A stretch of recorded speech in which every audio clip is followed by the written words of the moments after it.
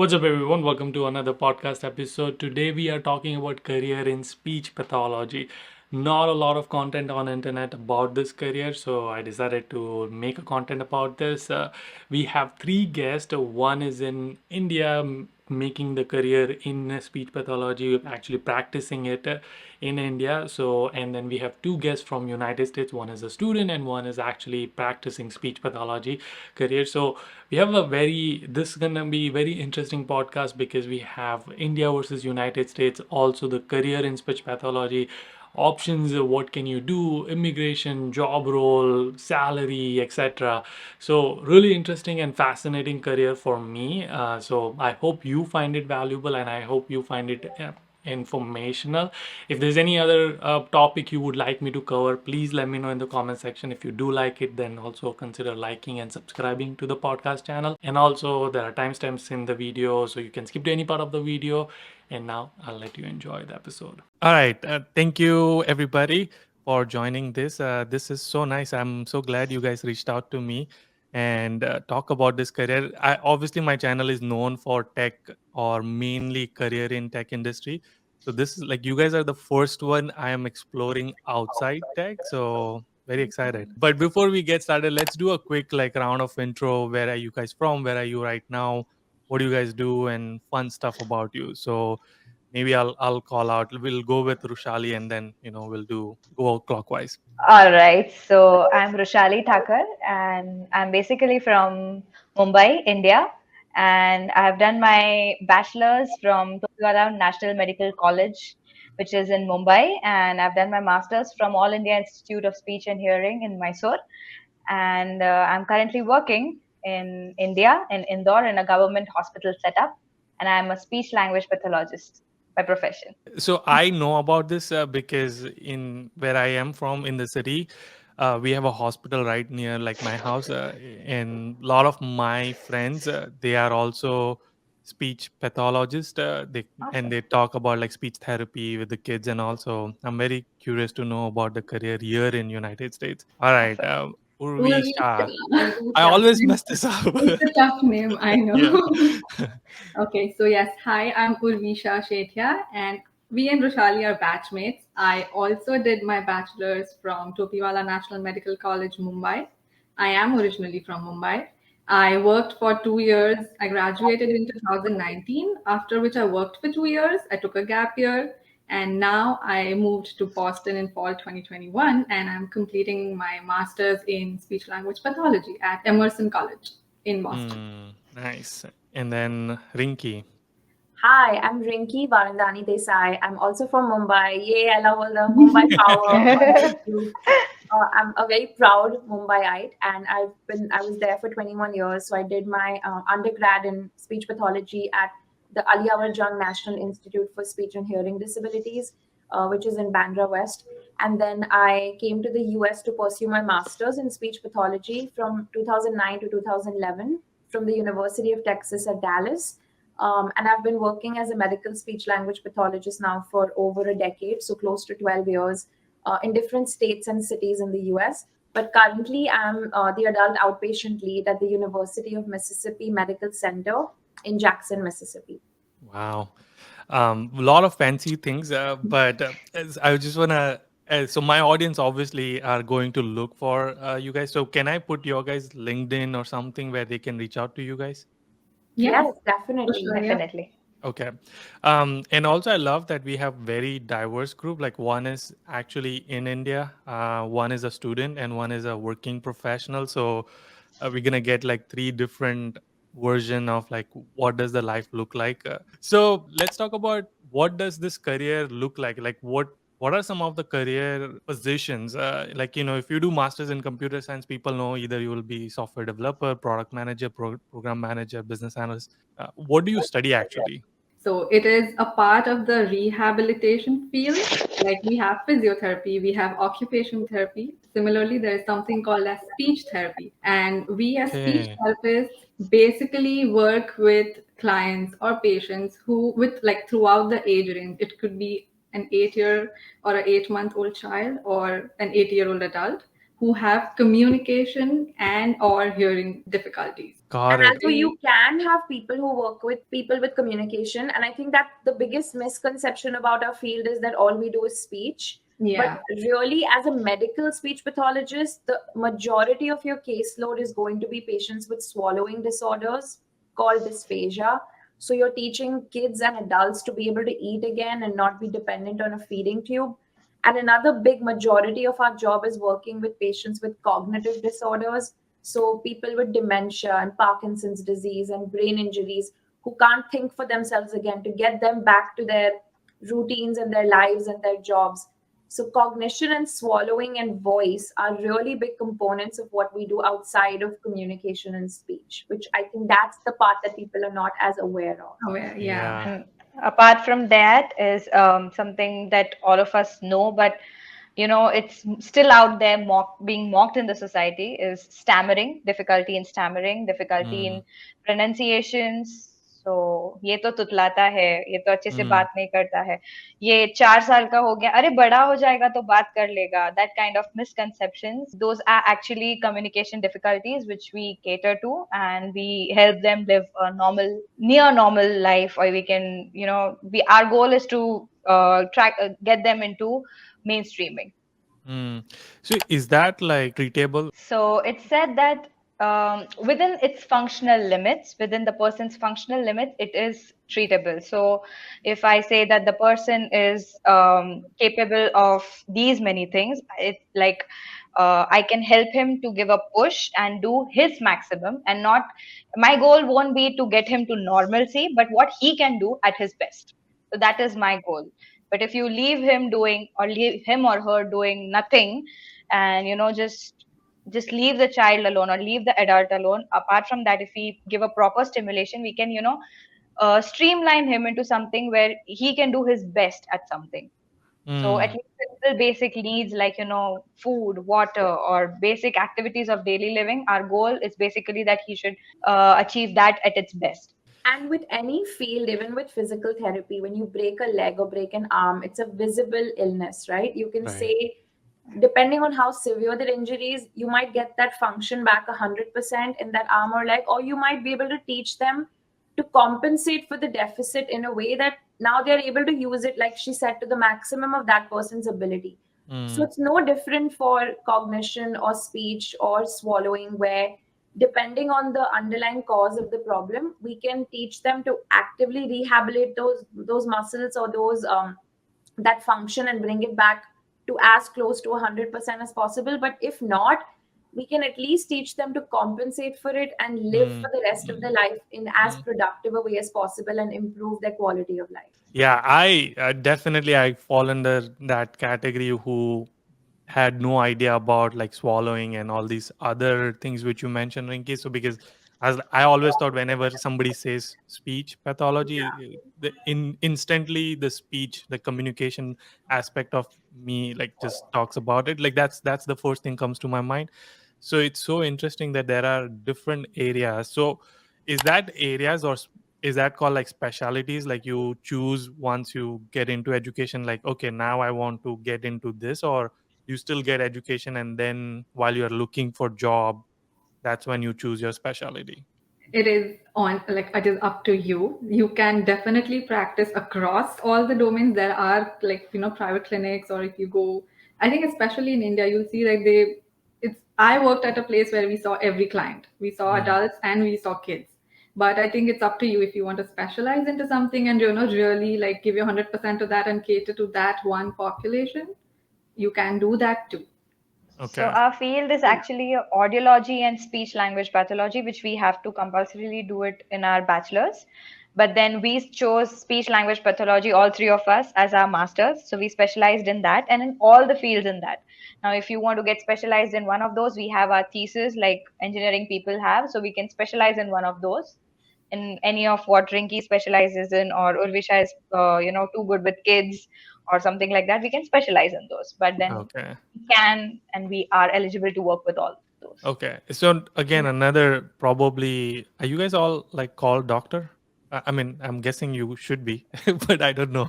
We're not, No. we're allied health professionals like physical therapy and occupational therapy. If you pursue a clinical doctorate after your master's or you pursue a PhD after your master's, you can become a doctor. And the field is moving towards, again, at least in the US, the field is moving towards requiring some of those doctorate level courses. So you eventually will get that doctor tag.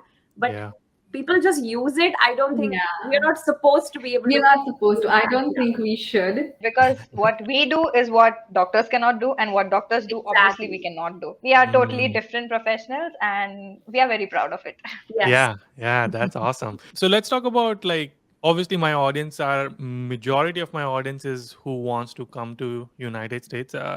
Is there, like, first question, is there career opportunities in this field in United States? Yes. I mean, I'm here.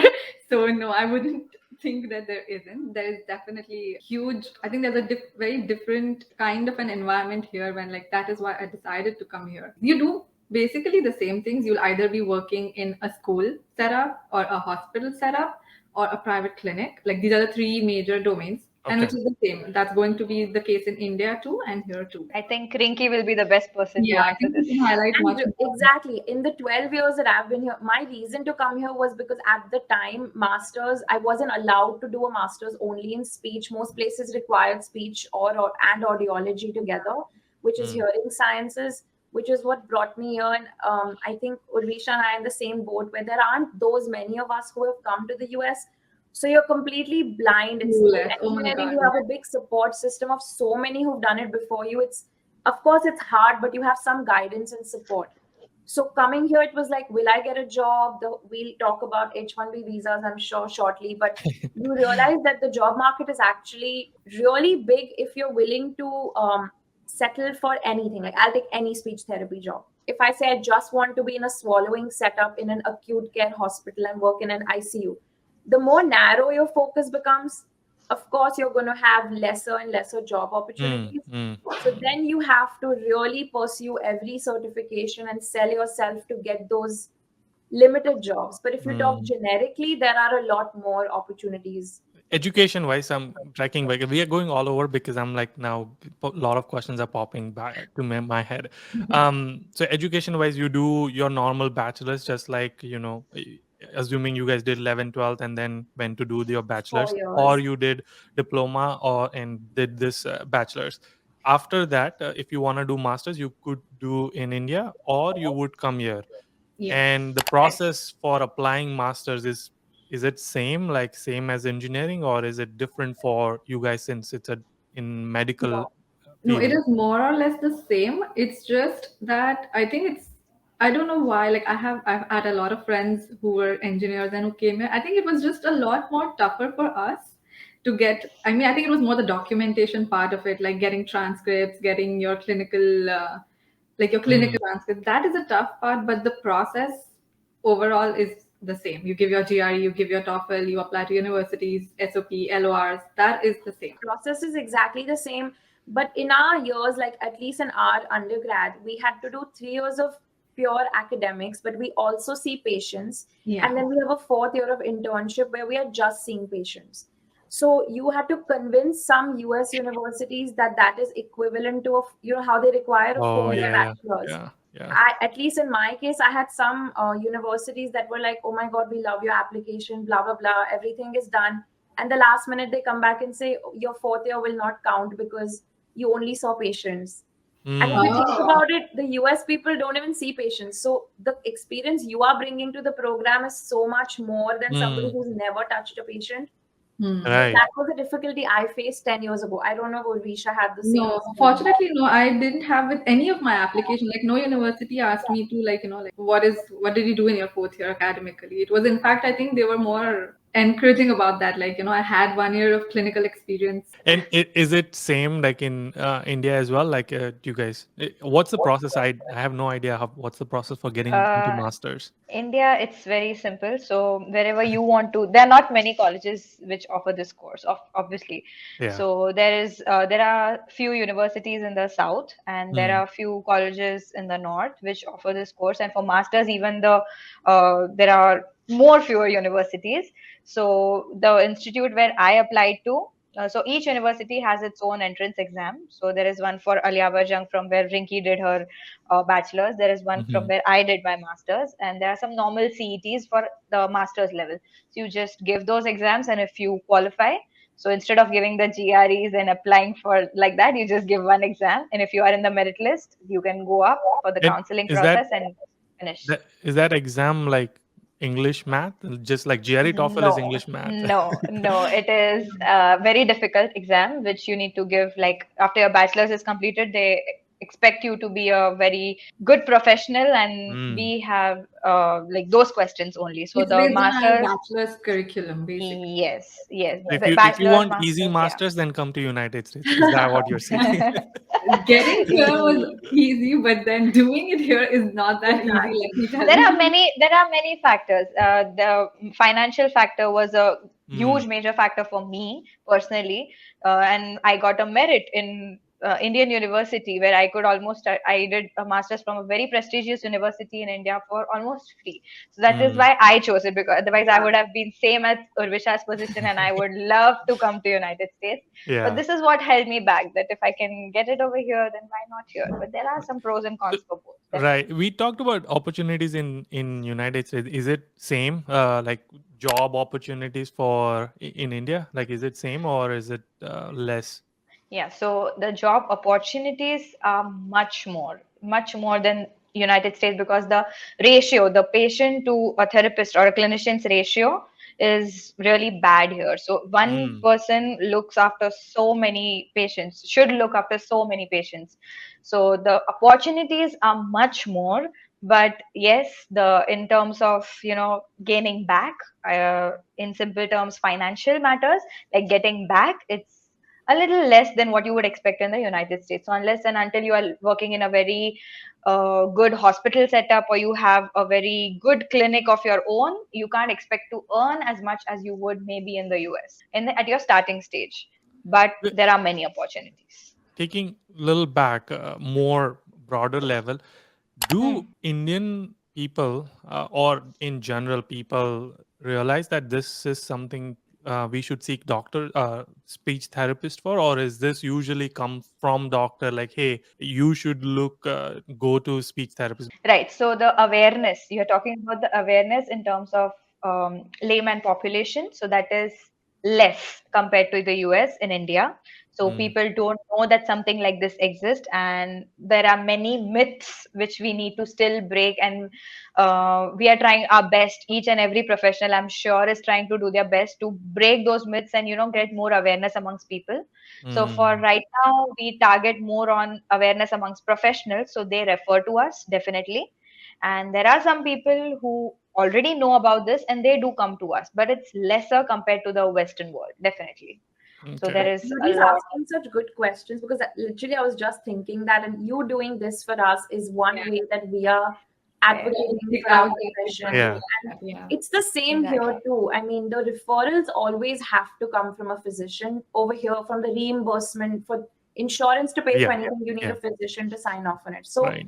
it's again similar. You're going to be in more rural areas of the US where there's less awareness. So you have to go out, do community outreach, do professional education, do a lot to push for why these patients need services. And I think, again, in the past 10 years, from my experience in Mumbai back to every time when I go back now to do a talk or to Mm. talk to professionals, it's changed a lot. I've even during COVID, I had so many people reach out to me saying, "Are you going to be able to offer some virtual teletherapy? We've read Sessions. about Yeah. something." And it's like I never had patients from India reaching out to me because they didn't even know what dysphagia is. And Yeah. now there's a line of people saying, "Please, can you help?" So I love that people are becoming more aware. I think it's changed Right. a lot. It's changing. Yeah. Social That's media is helping in that a Yeah. lot. yeah. A So lot. people with autism, people with learning disability, there are so Mm. many more cases. There are now so many more cases. They were always there, but because the awareness has increased so much, people are realizing Yeah, they're and reaching people out. are coming to us. Yeah. Yeah.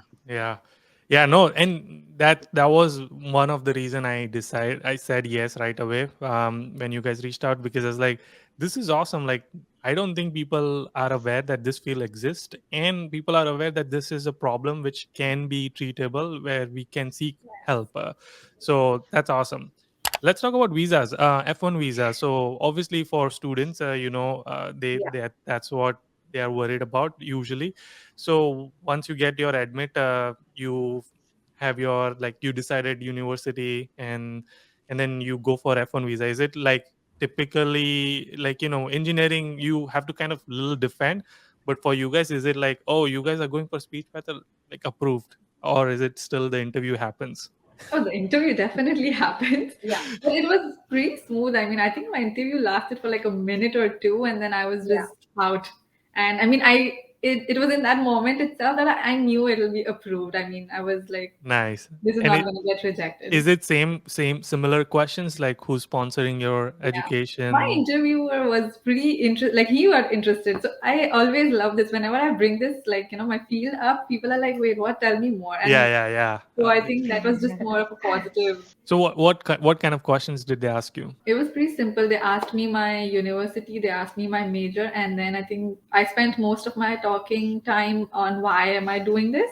Mm, And mm. then that last question, that are you gonna come back? And Okay. Okay. Cool. And Rinki, was that same for you? Because you came in 2009. I think the Yeah. visa situation was 2009. very different than now. So, like, was it much easier at that time? It was, but the recession had just happened in Yeah. 2008. So I think there was just a lot of confusion about F1 was really easy. But I think the biggest difference between engineering and speech pathology, even though speech pathology is a STEM field, it's Mm. considered somewhere between science and medicine, which is very strange. So Yeah. the OPT, how y'all get 72 months, if I'm not mistaken, right? You get 3 years Yeah. after years. Right. graduation to get a job. In our case, we were still in the lottery system of H1B. So you got 12 months OPD. That's the maximum you can get. So depending on when you graduate, Even though it is STEM, you don't get even though, extension. no, you don't get an That's extension. so weird. So you have 1 year to get a job, which again, with the market not being great Yeah. at the time, that's so scary. And you have to find an employer to sponsor your H1, and it's lottery. So if you don't get it in that first shot, you're done. You have to leave, and Yeah. that's the most unfortunate part about our field.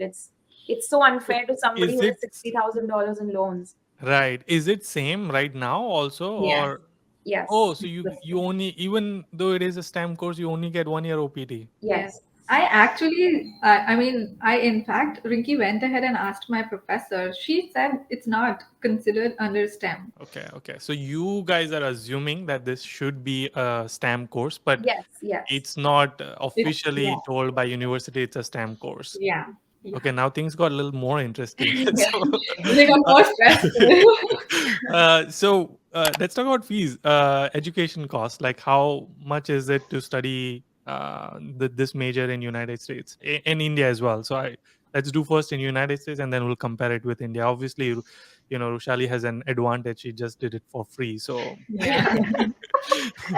Okay, so my total 2-year tuition and fee at Emerson, it's a private college, it comes to 54 lakhs INR, and living in yeah, Boston has a high me and cost. Rinki are like, let me calculate how I much was is just going to it. calculate for right Oh, now. it comes to 36,000, like 36.5 thousand, like, yeah, Okay, 36,500 per year in dollars. per year.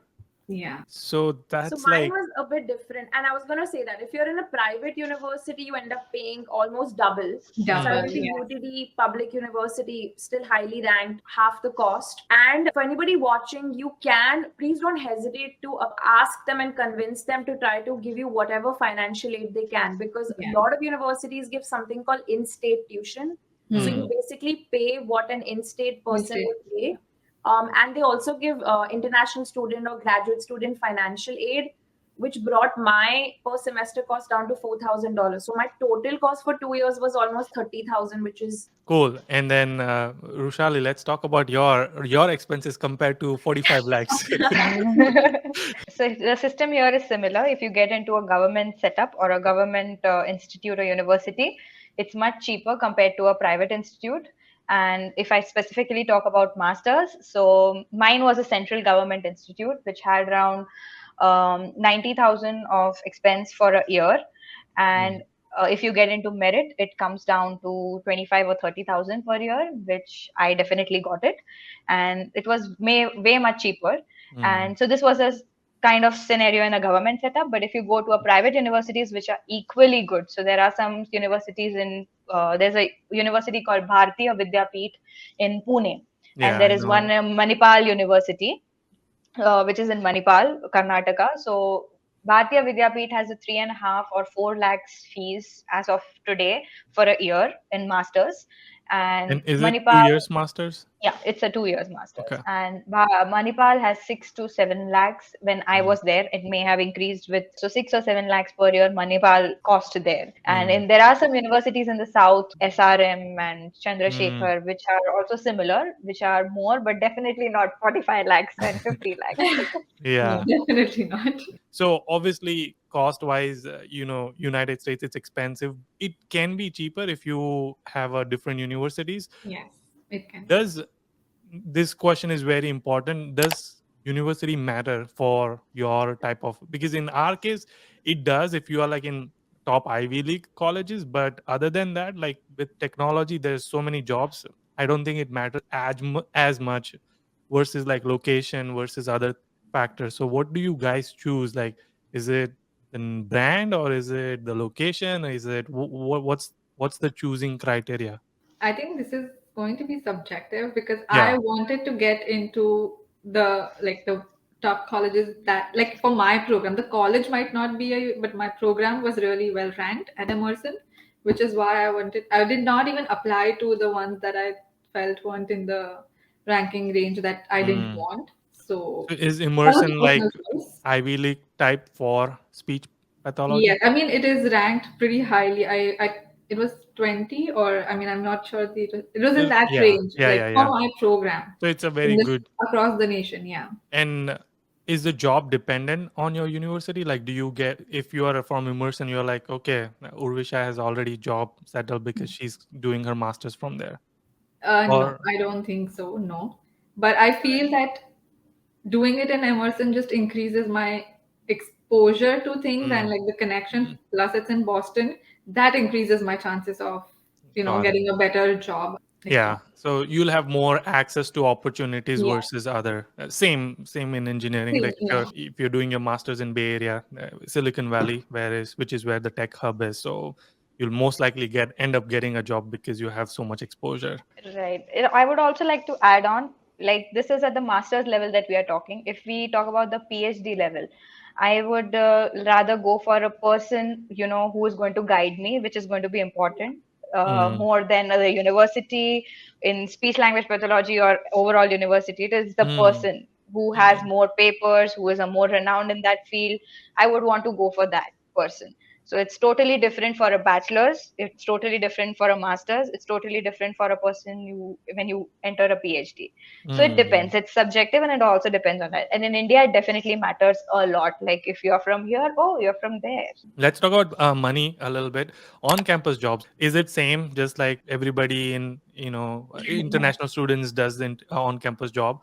So you Yeah. can do that same thing, same deal. Yes, same opportunities, same kind of, yeah, I mean, it's literally the same. The competition, I would say, is it's different actually, because here, like, I'm in, like, I live with people, my roommates are all from Northeastern. So I see them, they're all like, on campus chahiye. Some of Oh, them right, still right, don't right. have it. Okay, I see.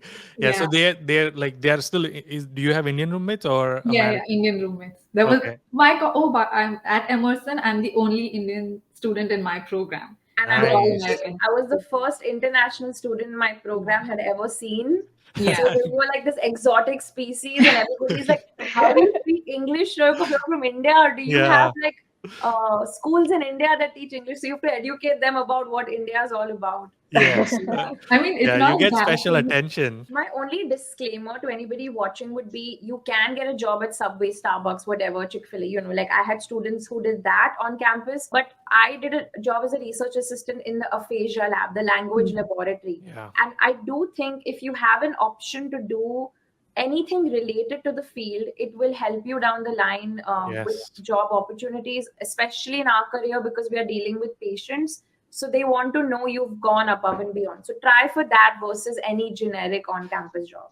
Yeah. Yeah, if anybody is watching, like who's my audience, they know I'm strictly against getting a job in Subway and Chick-fil-A and things like that, because yeah, you will make money if like you are at a very situation where you have no other options, but there are same thing, like there are so many opportunities talking to professors, reaching out to them, and maybe even in the department there might be opportunities you might be missing out, thinking like Yeah. I cannot get it, but you just need to reach out and see if it is possible, and if it is, then it's going to help you long run. So Yeah. yeah, you said it right. So Yeah. definitely don't go for the easy one, try the hard one.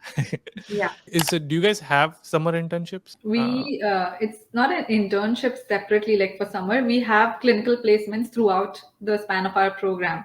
So this summer, I got an email yesterday about my placement where I'll be doing it. So it's going to be in on campus itself in the in-house clinic this semester, and Yeah. probably in the next one I'll be in a school setup. You don't get paid for No, you any. don't get paid. What?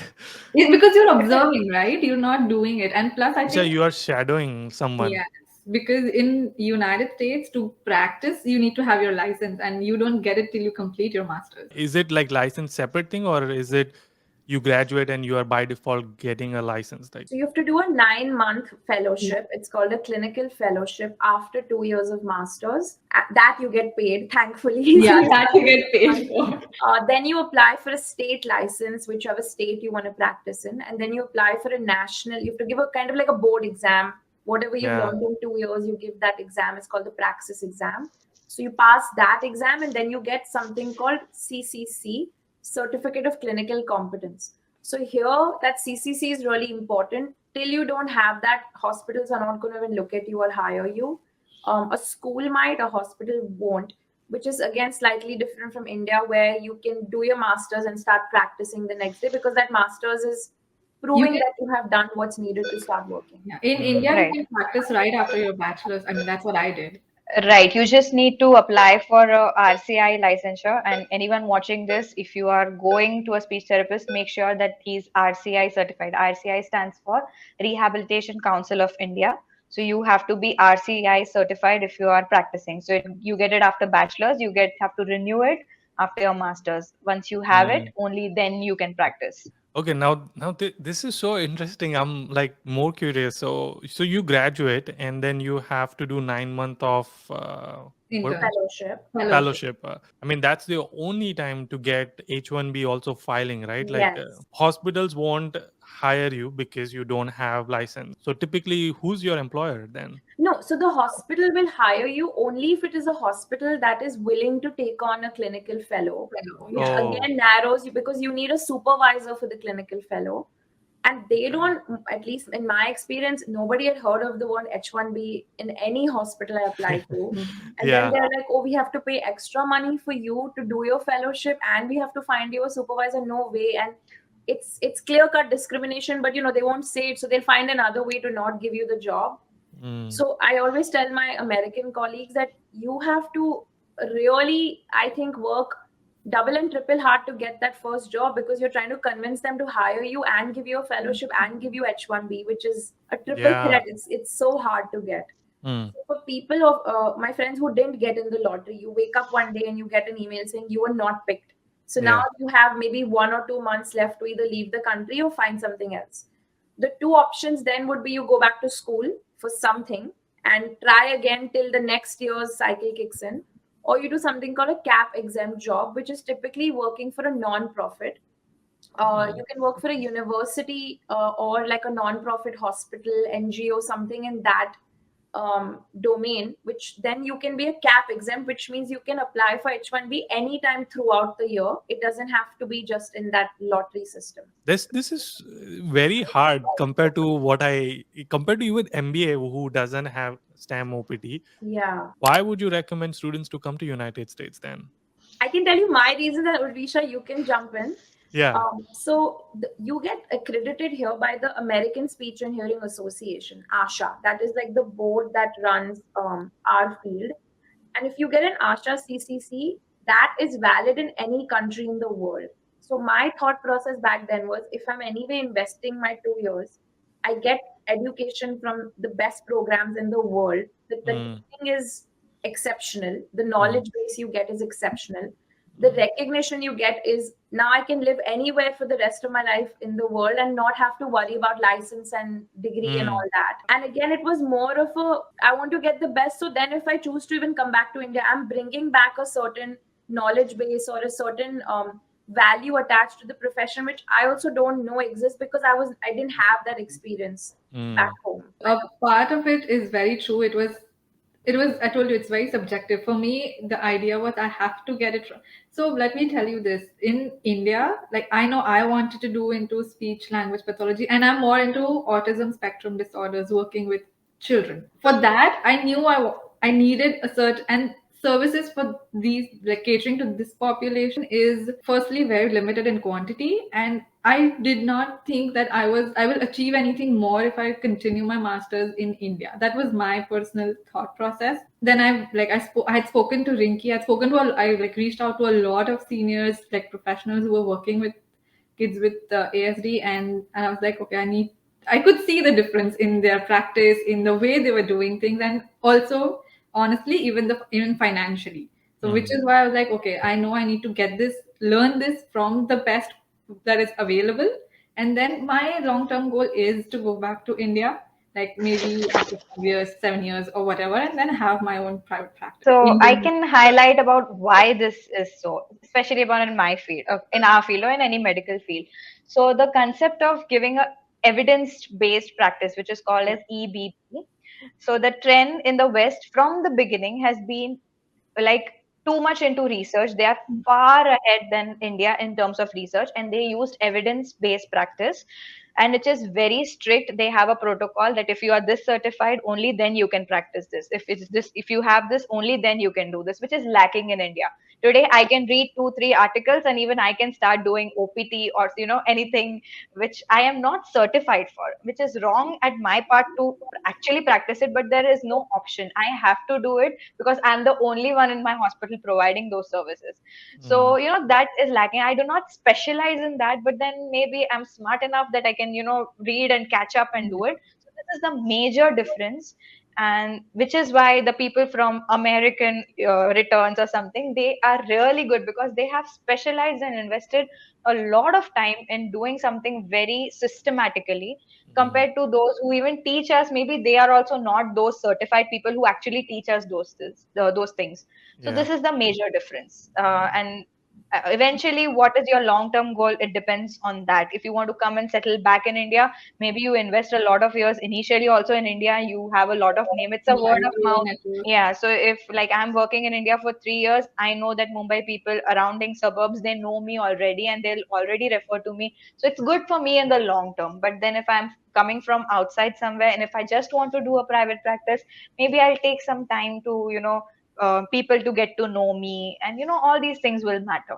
That's so opposite from engineering, because in engineering we only have textbook knowledge or theory, versus when you come here it's all hands on. Like when my first semester came in, the first assignment I got, I was like, this is like a mini project in India. So that was like just a normal assignment. So the project was like, it's like a final year project. So it's opposite in your case, where it's way more in India. At least the bachelor's has way more hands-on experience versus just textbook knowledge. So that's awesome.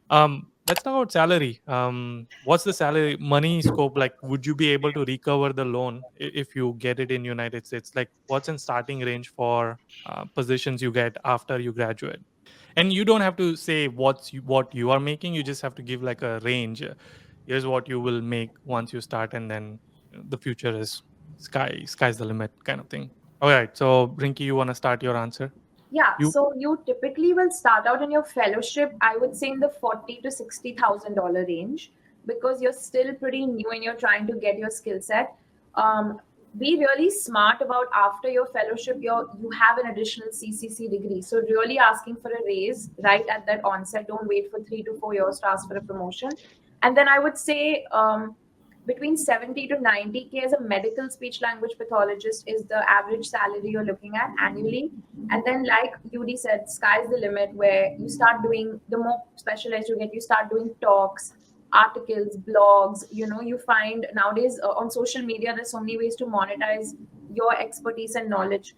So then you can start doing a lot of other things outside of your everyday job. But I would say upper limit would be 90 to 100K. So it's not comparable to tech industry at all.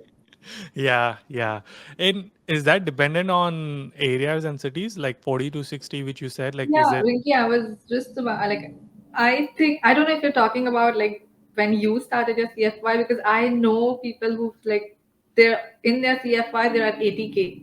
Like not 80, but I think 75-ish, 70, 75. So, but that is in the Bay Area again. Yeah, New York, California. So you get more money, but then your standard of living is so much higher. So high, Yeah. Yeah, yeah. that's a good disclaimer. You'll get more money, but definitely you kind of spend that much as well. Yeah, but then if you begin at that stage, I think when you ask for a raise, then it also again like different. Like the range is again different. So cool. I mean, yeah. So it depends on just like engineering. Even in like, if you're in a smaller city, you will not like 65 to 70 is probably an ideal starting range. And then, but if you're in Bay Area, you could make 80 to 100. And so same looks like not same range, but it's similar concept where depending on city. Depending on And Rushali, what's how's the money looking in India? So honestly, it's way behind.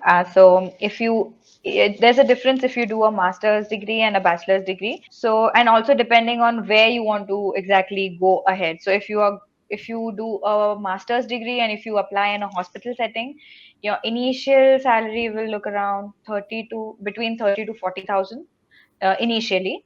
And if you go ahead, maybe they promote you. So this I'm talking about a private setup or a government setup. The government setup has usually positions like grade 1 SLP, then they'll have a assistant professorship, then they'll have an associate professorship.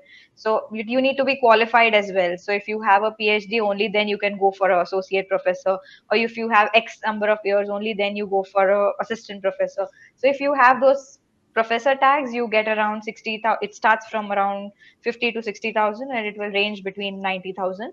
If Mm, you have a private practice, the more number of years you invest, the sky is the limit.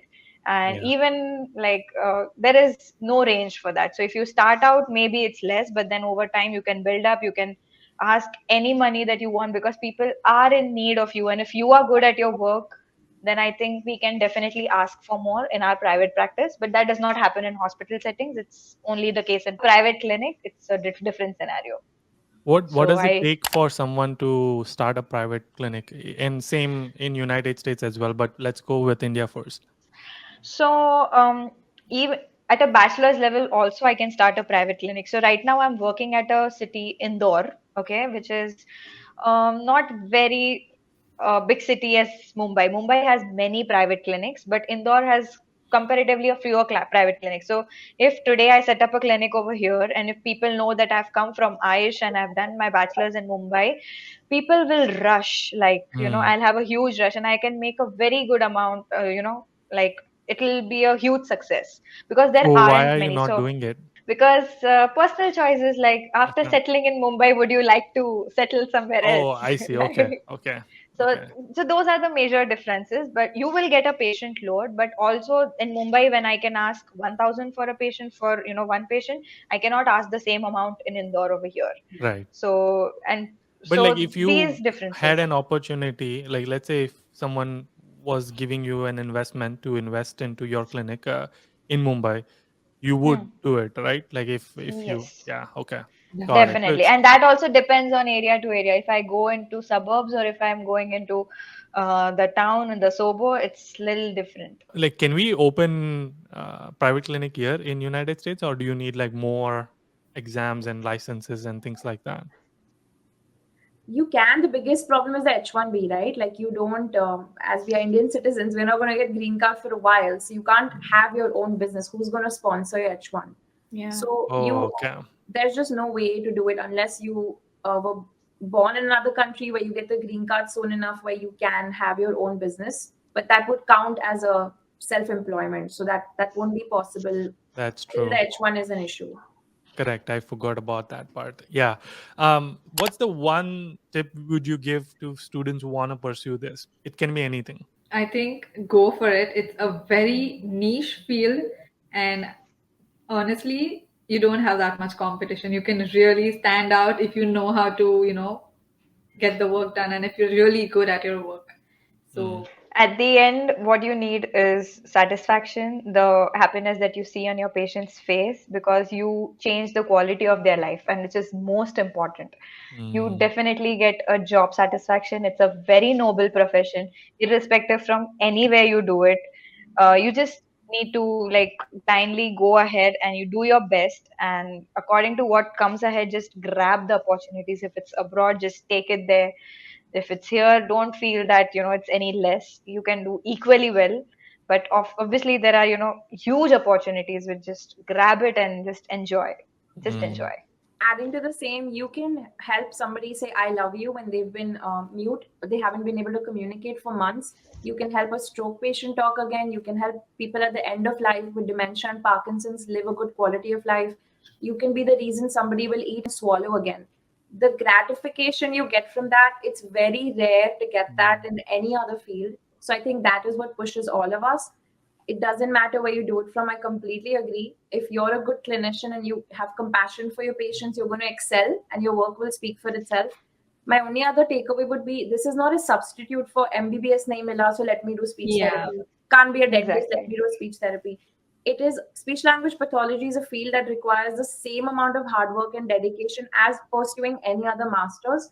So come into it if that's truly your purpose and interest, not just because you didn't get something else, because then you won't be successful in doing this. Mm. Mm. Right. That's awesome. So different, but I mean, it's awesome. It's good to have different perspective on the channel. So I'm glad because this is the first time I'm hearing a lot more about passion behind what you guys do, which is good to see. It's not like usually people will say like you want to do it because you're gonna get this experience by treating a client or a patient. So it's good to see you guys are really passionate about what you guys want to It's do. it's really easy, Yudi. Like you are 18 or 19 when we probably join the course. In the second year, that means you are 19 or 20 when you get thrown to patients with, so many difficulties. And then you get that empathy and you want to help, you want to do your best. Even the, people who you think that, what will they do? But they turn out to be excellent clinicians by the end of, their Mm, course. We have mm. seen miracles, like, so it's really great. Awesome. And again, thank you for doing this. I hope people get a lot of value out of this. Really, really grateful. I'll link your Instagram and LinkedIn so people can connect with you.